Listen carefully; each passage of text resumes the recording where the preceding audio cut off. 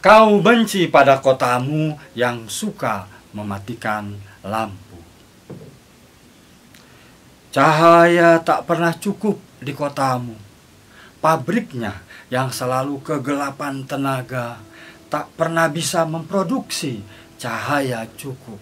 Secukup yang dibutuhkan malam dan yang dibutuhkan orang-orang yang membutuhkan malam di kotamu itu. Kotamu suka mematikan cahayanya sesuka maunya. Padahal orang-orang di kotamu sudah tak lagi akrab dengan gelap. Mereka mata gelap memuja cahaya. Nah, ini sepenggal puisi siapa yo? Nih, Hasan Aspahani. Jadi saya lupa ya, tapi seingat saya waktu saya bekerja di RCTI tahun 2000-an ya, setiap minggu saya membaca koran minggu, Kompas terutama.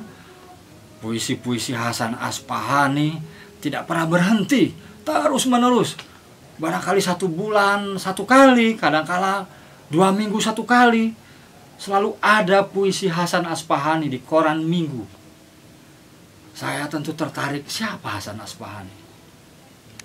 Dengan puisi-puisinya yang menurut saya prosa liris ya. Kadangkala kata demi kata dipadukan seperti sesuatu yang baru. Nah, saat itu internet sudah menggejala, sudah mewabah.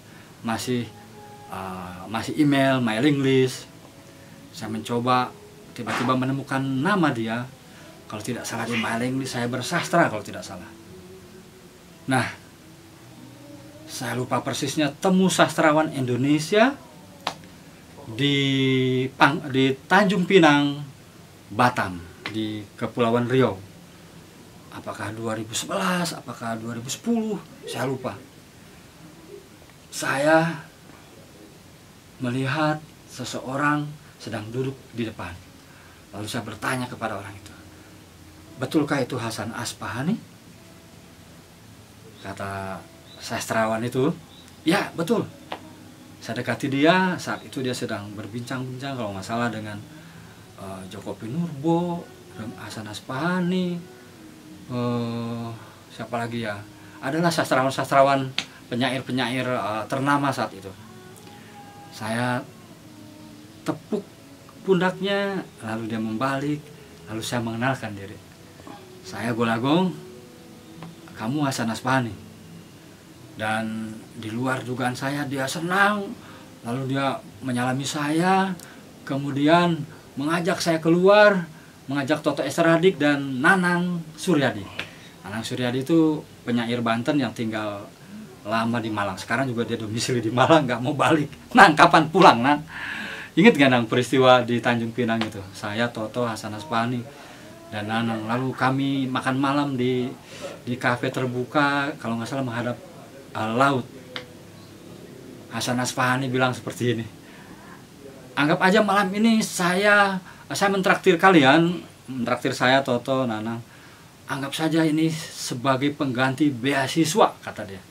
Jadi dia merasa ketika membaca karya-karya saya, karya puisi-puisi Hasan tuh ke Nanang Suryadi tampaknya hormat sekali. Dia menganggap Nanang Suryadi itu sebagai sahabat di dalam karya-karya puisinya. Termasuk juga Toto Estradik. Dan saya bertanya, maksudnya apa beasiswa? Rupanya apa yang dulu saya cita-citakan, bahwa menulis balada Siroy dengan menyisipkan puisi atau quote atau kalimat-kalimat indah atau pepatah-pepatah atau adagium. Saya niatnya memang tahun 88 sampai 94 memasyarakatkan puisi, mengenalkan puisi ke seluruh Indonesia, terutama ke anak-anak muda. Dan saya memilih majalah Hai dengan pendekatan pop culture dan industri, karena kelompok Kompas Gramedia adalah perusahaan yang memiliki distribusi yang paling canggih, distribusi yang paling hegemonik. Jadi di seluruh bisa menjangkau seluruh pelosok-pelosok di desa di Indonesia. Itu saya buktikan ketika saya traveling. Saya menemukan pembaca-pembaca karya-karya saya di desa-desa. Karena menurut mereka di desa-desa itu kadang-kala ada lapak buku, ada lapak koran yang memang berlangganan produk-produk kelompok Gramedia Majalah. Nah, jadi Hasan Aspani mengaku bahwa dia termasuk yang terpengaruh dengan Balada Siroy dan puisi-puisi Balada Siroy. Dan memang saya temui bukan hanya Hasan Aspani, tapi percakapan saya dengan Hasan Aspani itu luar biasa, sangat membekas di saya. Saya ingat tahun 2013 saya riset buku puisi Air Mata Kopi. Kemudian saya mendatangi rumah-rumah sastrawan penyair di seluruh kota-kota di Sumatera, dari mulai Aceh sampai Lampung, termasuk ke rumah Hasan Aspani. Saya datang ke rumahnya, dia mengeluarkan koleksi buku Balada Siroy-nya dan saya tanda tangani. Kemudian saya bertanya pada dia bagaimana cara membuat puisi yang baik. Hasan Aspani, saya masih ingat, saya harus menemukan diksi-diksi baru, daya ungkap baru seperti Hairil Anwar. Nah, ini buku Hairil Anwar Hasan Aspani.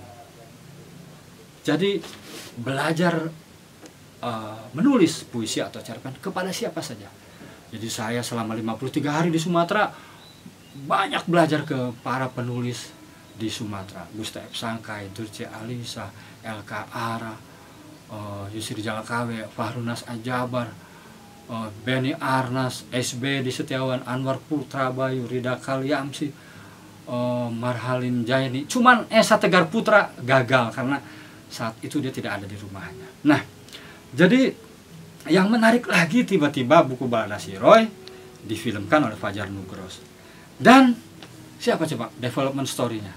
Jadi Salman Aristo menunjuk Hasan Aspani sebagai mendevelop story-nya itu, pengembangan ceritanya. Jadi saya merasa tersanjung dan merasa nyaman sekali ketika Hasan Aspani dilibatkan oleh Salman Aristo.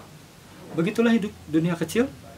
Dari mulai sekarang kepada semua penulis, terutama penulis pemula, mulailah dari sekarang menghargai semua karya-karya para penulis yang ada di Indonesia, siapapun dia. Jangan diskriminasi terhadap karya sastra, terutama karya-karya sastra sebelum kita. Balagong TV tentang literasi, semua ada di sini. Terima kasih sudah menonton. Wassalamualaikum warahmatullahi wabarakatuh. Salam literasi.